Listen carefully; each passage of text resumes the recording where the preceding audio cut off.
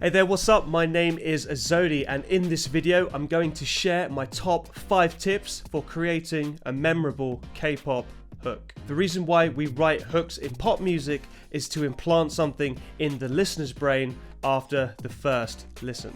It should bring them back to the song for more streams. Maybe they want to check out more and do a bit more research on the artist or group, or even better, they tell all their friends about the song. Hooks are one of the main things that A&Rs at the entertainment companies are listening out for, so it's really important to get it right. If you have any questions or would like me to cover a subject, please let me know in the comment box below.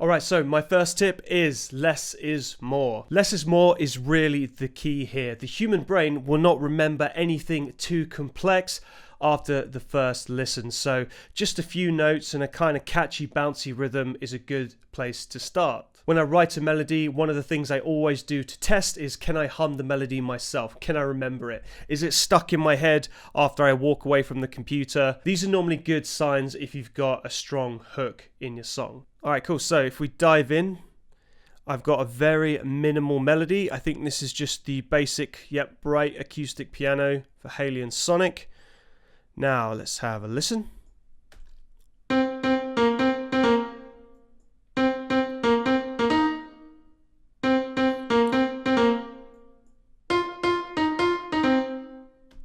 Super simple, not a lot going on. So if you break this down into 4 bars or 4 blocks, you've got the A block, B, A, and C. So you've got A here in the first block, which is identical to A in the third block. But actually B, even though it's different, it's actually A, but I just end the melody on a different note. So it's practically the same. There's really not a lot going on. And then with the fourth one, it's a completely different sort of melody. But they're all very close together, very easy to memorize. So my next tip is to use cool or quirky instrumentation. K-pop is always at the forefront of music production and innovation, so it's always really important to come up with new ideas and be a lot more forward-thinking in the creative process behind the track or the hook. It's always a good idea to have something cool or quirky, as it just helps deliver the hook in a different way. I've duplicated the original hook MIDI data and I put it into HALion.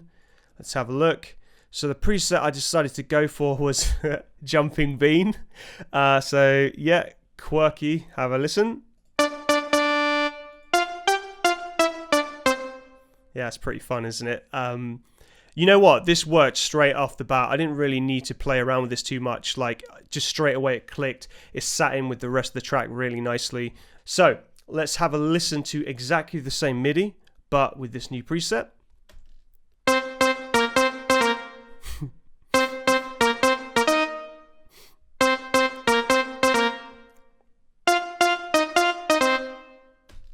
Pretty quirky, isn't it? Cool, so my next tip is always stack the layer. Very popular technique, always thickens out sounds, works really well with any instrument generally in production. Hooks are no different. So stacking layers is probably one of my favorite parts to production, as it really helps bring the song to life. It really makes it stand out, thickens it. Yeah, it's just a fun creative thing to do and play around with. I duplicated the melody and I put it into a cymbal layer, a pitched cymbal. So let's have a listen to them both together.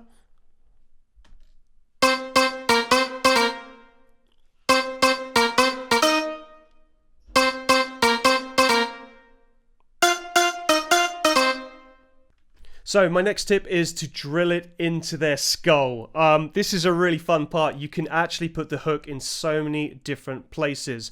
Perhaps you could have it as the introduction, perhaps you can have it playing throughout the verse, maybe pull it out around the pre-chorus, then bring it back into the A chorus or maybe the B chorus. It's really down to you and how your song's structured and what the vocal is. There are a lot of ways to introduce the hook more than once. And moving on to the final tip, present and develop the hook in new and different ways throughout the song. So one really easy option is to simply bump both of these up an octave, presenting it in a new way.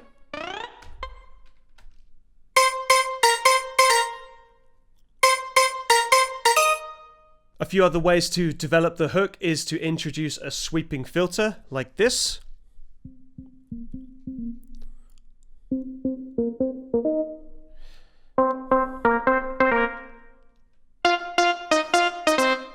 That's really good for building hype and anticipation and creating a sense of tension, and then you get the release just before the chorus or the next section. Works really well. Another technique is to simply harmonize the existing melody. So what I've done is, if you dive in here, I've created a fourth above the original. If I just show you both of them, there's the harmony sitting on top there. Let's have a listen.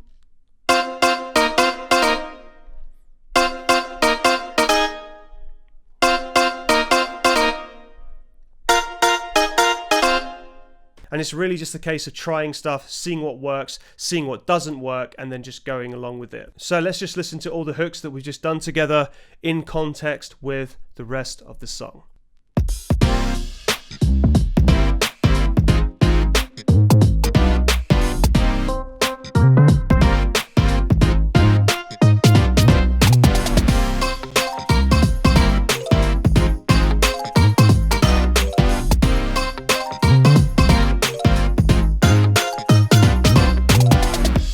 So there you have it, guys, my top 5 tips for creating a memorable K-pop hook. If you have any questions or would like me to cover a subject in a video, let me know in the comment box below. And if you're an artist and would like to work with me, please get in touch via azodimusic.com. Thanks for watching the video. I hope you learned something cool, and for more tutorials like this one or anything related to Cubase, hit that subscribe button.